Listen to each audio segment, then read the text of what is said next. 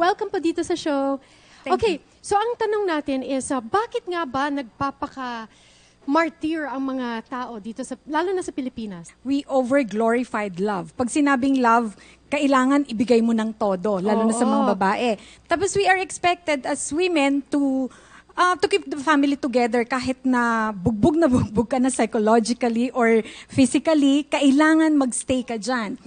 Ang isa pang mga reason na nakikita ko and sa research, yung economic dependency, psycho-emotional dependency, at ito rin yung parang siguro yung immature love, nag-asawa ng maaga, or baka ito ay rooted sa family history. O yung iba pride. Kahit na ayaw nilang magpatalo dun sa isa. Parang gano'n. Pride ba ito or mababa ang self-esteem talaga? Nagustuhan ko yung sinabi nyo kasi when they say we glorify love, lalo na sa mga pelikula, yung mga kanta, yung mga commercial, everything is about glorifying love. Kaya tayo, parang pag nai-in-love tayo, parang gusto natin yung feeling na masustain ng sobra-sobra, di ba? Parang nakaka-relate tayo, ganun talaga pala eh. So parang ang buhay natin nagiging teleserye.